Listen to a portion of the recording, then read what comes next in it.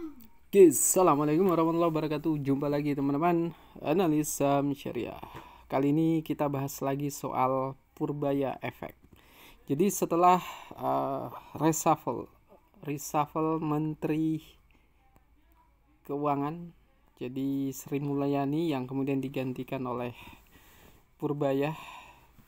Nah, saatnya kita bahas salah satu saham yang terkena efek Purbaya yang sempat naik pada saat serah terima jabatan dari Sri Mulyani ke Purbaya.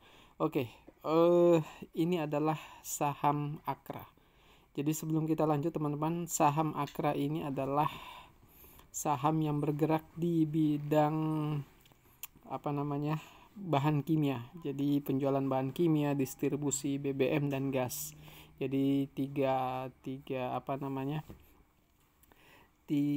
sektor yang digeluti oleh Akra ini. Nah, ya menarik karena ini sering dibahas para analis. Nah, untuk itu kita bahas juga terkait finansialnya dan juga beberapa faktor-faktor lain yang mungkin teman-teman perlu ketahui. Nah, sebelum lanjut kita mau lihat dulu grafiknya seperti apa. Jadi teman-teman, bagi Teguh Hidayat ini salah satu saham yang menarik, tapi tentunya tidak bisa serta-merta teman-teman ikut kalau belum melihat fundamentalnya.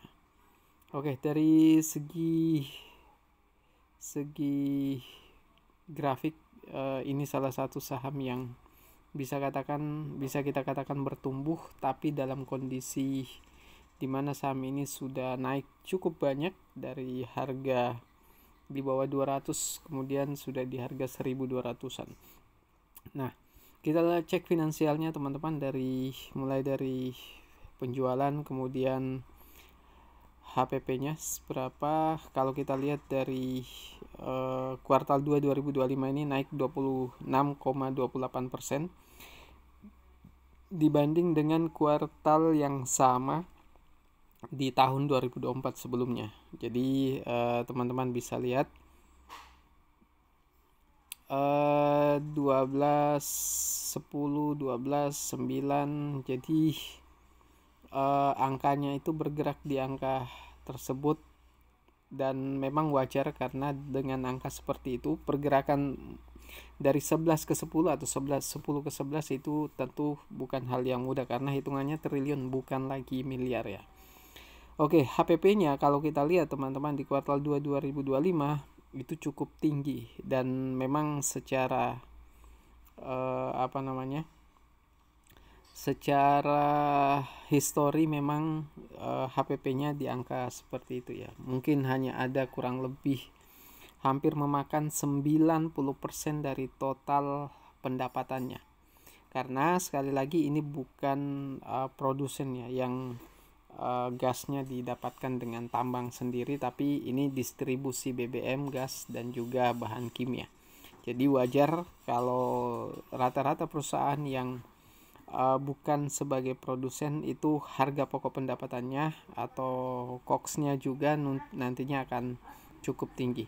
Jadi memakan hampir 90%. Dan kalau kita lihat teman-teman di kuartal 2 2025 ini, kalau yang sebelumnya ada di 614 miliar ya total pendapatan nestonya atau pendapatan bersihnya, dan ini naik 50,88% dibanding dengan kuartal 2 2024. Jadi 2024 itu 407,5 miliar ya. Nah, kita lebih buat teman-teman yang value investing atau value investor yang masih pemula biasanya akan langsung fokus ke rasio-rasio keuangannya. Kemudian rasio valuasi ya. Rasio valuasi saham ini masih tergolong standar ya, aman-aman saja.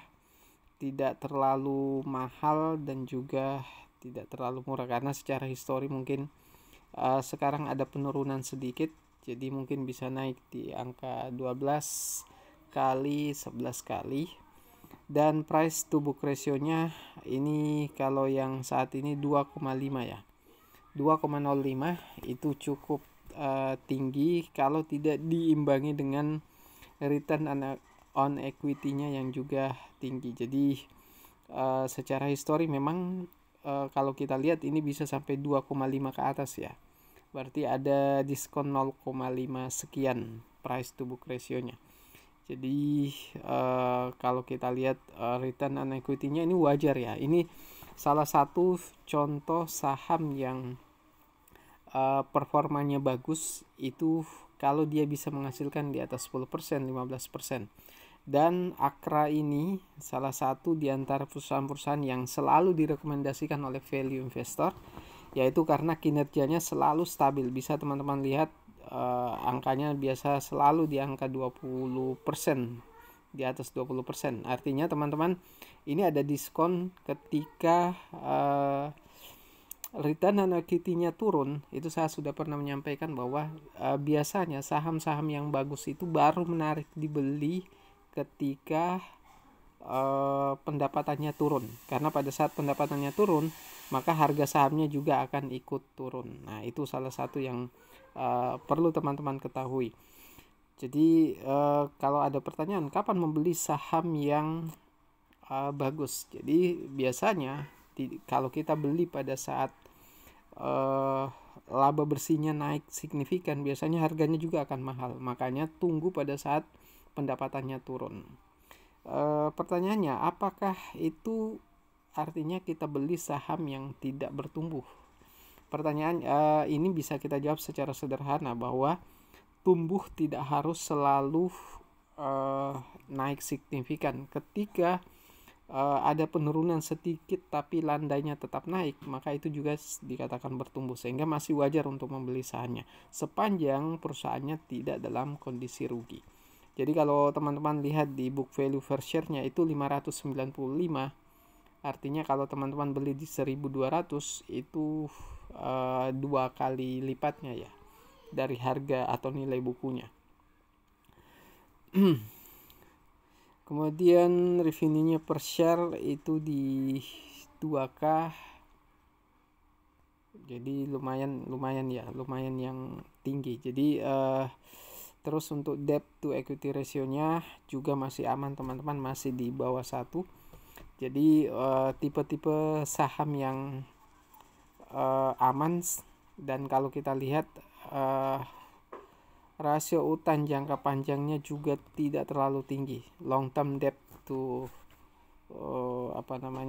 jadi rasio utang jangka panjang hanya 0,36, tidak sampai 1 kali. Jadi artinya cara membacanya bahwa perusahaan ini kalau teman-teman terkait debt to equity ratio-nya, artinya jadi nilai utangnya itu tidak melebihi ekuitas atau modalnya. Jadi hanya ada di 0,4 sekian. Artinya misal ekuitasnya anggaplah 100 miliar, berarti utangnya hanya kurang lebih 47 miliar. Jadi cara membacanya seperti itu. Nah, terkait nilai yang bagus untuk debt to equity ratio ini, itu jauh lebih baik teman-teman untuk membandingkan semua saham di sektor yang sama. Jadi teman-teman harus lihat saham-saham apa di sektor yang sama dengan PT Akra ini. Oke, untuk teman-teman yang sering mengejar dividen, jadi angka dividen untuk Akra itu hasil dividennya, dividen yield-nya itu 8% ya. Dividen per sahamnya ada di angka 100, jadi kurang lebih ada di angka 8%, 9%. Ini masuk kategori dividen yang tinggi. Tetapi saya sudah sampaikan bahwa berburu dividen buat teman-teman yang murni mau berburu dividen, maka bisa menunggu hari kumdetnya, beli sahamnya di kumdetnya, tahan selama sehari, baru kemudian dilepas di hari berikutnya. Tapi dengan cara seperti itu teman-teman juga harus lihat fundamentalnya. Ketika membeli saham yang dividennya tinggi tapi fundamentalnya tidak baik, maka sehari setelahnya, setelah kumdetnya selesai, maka biasanya sahamnya akan turun jauh lebih rendah dibanding keuntungan dividen yang teman-teman dapatkan. Sebagai kesimpulannya, teman-teman, bagaimana dengan saham ini? Saya katakan bahwa ini ada diskon yang tidak terlalu tinggi. Artinya teman-teman kalau beli ini misal naik misalnya, itu keuntungannya tidak terlalu tinggi dan resikonya juga tidak terlalu besar. Jadi silakan dipertimbangkan apakah akan membeli saham ini atau tidak. Disclaimer sebelum kita menutup video ini bahwa segala keputusan membeli atau menjual saham apapun yang ada di channel ini itu adalah tanggung jawab investor masing-masing. Jika Anda rugi, maka rugi ditanggung sendiri. Jika Anda untung, maka untung dinikmati sendiri. Mungkin itu yang bisa kami sampaikan. Sekian dari saya. Assalamualaikum warahmatullahi wabarakatuh.